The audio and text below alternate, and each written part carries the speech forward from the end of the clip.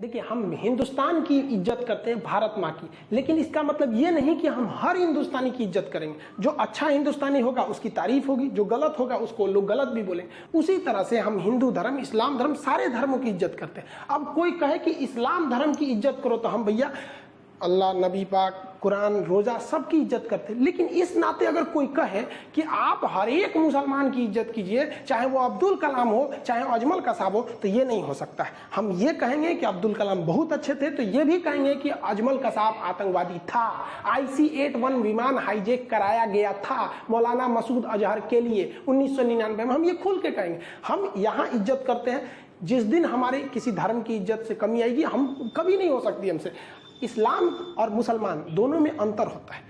अभी इन लोग के हिसाब से हम क्या करेंगे? अब ये लोग कभी एक जगह बैठते हैं तो एक आदमी कहेगा कि फातिया करना सही है, एक आदमी कहेगा फातिया गलत है। कोई मौलाना साहब कहेंगे कि मजार पे जाना गलत है, एक आदमी कहेंगे सही है। तो ये लोग तो भाई, इन लोग के हिसाब से हम नहीं ना चल सकते। इस्लाम के हिसाब से देखिए, क्या आप इस बात को इनकार कर सकते हैं? फिरका परस्ती खान साहब ने चालू किया था। लोग हमको कहते हैं कि RSS का आदमी है। बताइए, तो फिरका परस्ती कोई अमेरिका, इजराइल, RSS ने चालू किया था। आपका गुस्सा आएगा तो आप कुछ भी बोल देंगे, ये नहीं समझेंगे इस गुस्सा से लॉस किसको होता है। खुद पढ़िए, नबी पाक का कौल समझिए, गुस्सा हराम है। नहीं समझ में आया आप लोग को? हम विवाद में इसलिए आए क्योंकि हमारे लिए देश सबसे बड़ा था।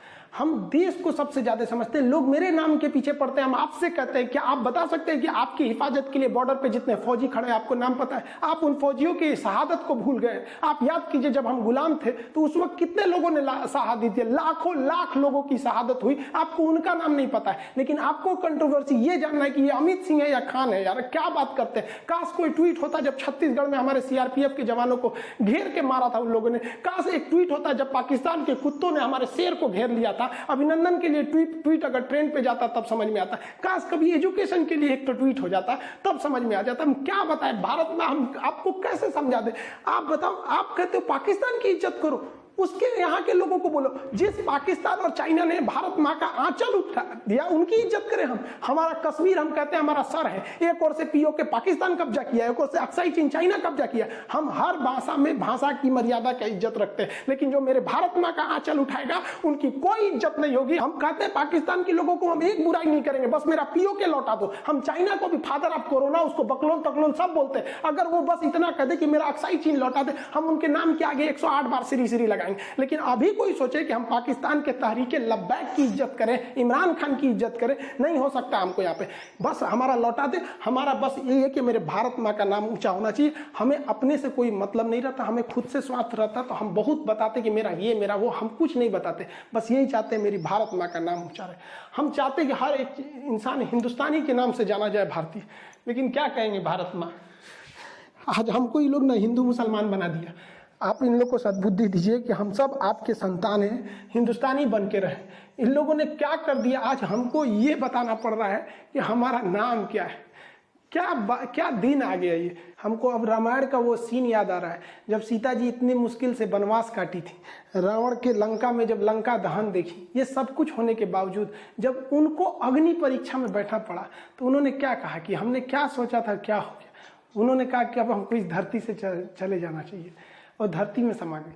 आज हमको भी लग रहा है कि अब बहुत जल्दी हमको भी अब YouTube से अलविदा कह देना चाहिए, क्योंकि एटलीस्ट इस दिन के लिए तो हम YouTube पे आए ही नहीं थे।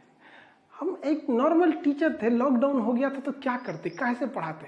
तो एप्लीकेशन पे पढ़ाते, यहाँ भी पढ़ाते। अब लगता है कि अगर ये ऐसा ही कंट्रोवर्सी चलते रहा तो वो लोग भी खुश हो जाएंगे, उनको भी लगेगा जीत उनकी हो गई। बाकी आप लोग क्या कहते हैं कि हमें छोड़ देना चाहिए या नहीं छोड़ देना चाहिए? आप अपनी राय कमेंट में बताएंगे कि हमने क्या गलती किया, क्या हिंदुस्तान के लिए बोलना गलत है? जो हमारा जमीन कब्जा किया, जो हमारा शत्रु राष्ट्र है, क्या उससे भी इज्जत से बात किया जाए? आप जरूर बताइएगा। इसमें सबकी अलग अलग विचारधारा है। कुछ को लगता है हम खुला बोल देते हैं। हमारी सोच क्या थी कि जैसे हम YouTube पर थोड़ा सा मतलब एक अच्छा खासा ग्रोथ हो जाए, ये हो जाए, तो हम लोगों की बात को वहां तक रखवाएंगे, चाहे वो कोरोना की वैक्सीनेशन हो या कोई भी चीज। आप देखिए, हमने गवर्नमेंट की जहां क्रिटिसाइज करने की जरूरत थी वहां हमने किया भी था, जहां नहीं जरूरत थी वहां नहीं किए थे।